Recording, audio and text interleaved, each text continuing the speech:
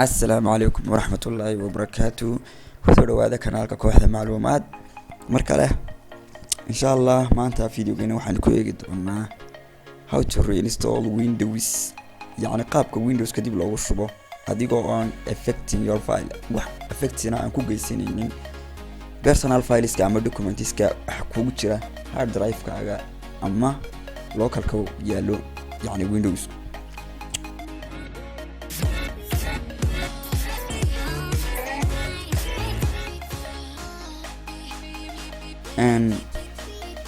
tan waxaa la yidhahaa Windows reinstallation ama dib inaad ugu shubto, laakiin su'aal baa ah maxay aynu marka hore reinstallation Windows kan ugu kalifiyaa. runtii ciladaha computerku way iska badan yihiin, waxaad ku isticmaashaa computer virus ayaa kusoo geli kara, wayna dhacdaan badanaa oo aad iyo aad loo dhacdaa yani in virus ka galo computerkaaga cuslaado, yani software aad ku shubatay ay wax ku crash ama yani cilada ku soo gudbiyaan oo yani halka sidii hore performance-ga hore uu ku shaqeyn waayo slow uu noqdo, yani dabka uu iska cuno startup Windows yani programsku ay ku bataan. runtii ciladaha computerku wax la soo koobi kara maaha. waxaan ku eegi doonaa hab aynu markaa reinstallation aynu ugu sameynayno inagoo yani waliba laba ikhtiyaar midba dooran karna. markaa waxaynu tagaynaa PC setting ayaynu tagaynaa. setting markaynu taaganahay halkaas aad ku aragtaan, haddii aan markii hore ayaan sii tagay imka aan dib uga noqono halka marka taagantahay waa PC setting, then waxaad taabanaysaa update and recovery, then recovery kaliya taagaysaa. halkan saddex option ayaa ka muuqda, laakiin labada option oo kali sare ayaynu maanta ka qaadan doonaa. kan advanced startup ayaa la yiraahdaa oo isaga Windows system image iyo adu sheekooyin kale iyo cashar kale gaar ayaynu ka sameyn doonaa insha Allah. halkaas aad ku aragtaan refresh your PC without affecting your files, يعني reinstallation ku samee oo yani dib hadii garanaysa waxa uu ku leeyahay if your PC is not running well, hadii aanu computerkaagu yani aanu si fiican u shaqeynaynin waxaad ku sameyn kartaa halkan waxaad ku sameyn kartaa uu leeyahay marka personal fileskaga yani iyo waxaaga photoskaaga videogaaga waxba adigoo aan wax ku khasaarinin ayaad markaa dib ugu sameyn kartaa reinstallation Windows.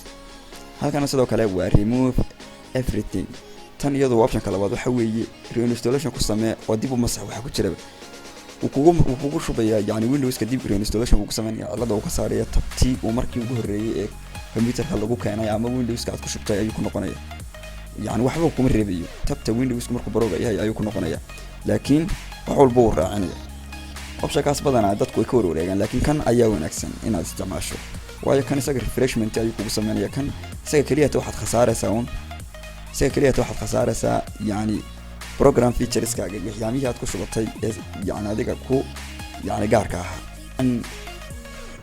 sida markay tahay hadda yani option kan inaynu doorana oo aan refresh without yani anu hadda ma doonayo, laakiin anaan doonayn inaan jeclaan lahaa inaan tuso, laakiin waqti ayay qaadanaysaa. saas daraadeed يعني steps kaadu maraysaa waa steps sahlan. get started marka tiraahdo isaga ayaa ku tilmaamaya oo yani maaha runtii wax adag, qof kastaba steps kaas uma raacaysaa.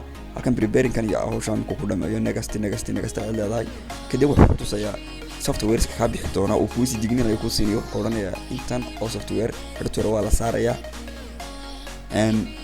sidaas ayuu markaa isaga ayaa si tilmaamo toos ah kugu sheegi doona. marka insha Allah cashirkeenan tusaale intaas ayaan ugu soo qaadanno kaliya waxaan u baahanno kaliya markaa inaan ogaano in yani habkan ay ka wanaagsan tahay habka ah inaad flash soo qaadato oo reinstallation ku sameyso, yani Windows reinstallation baan intaad ku soo gubto flash aad dib u qabatiso. taas ayaa tan ka fudud oo tan iyada refreshment toos ayuu qaadanaya oo waliba ka fast yani kala dheereynaysa marka laga xaga flashta.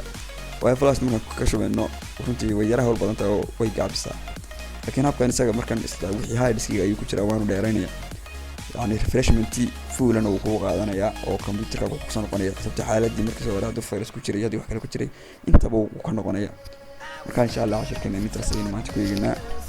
assalaamu calaykum waraxmatullaahi wabarakaatuh.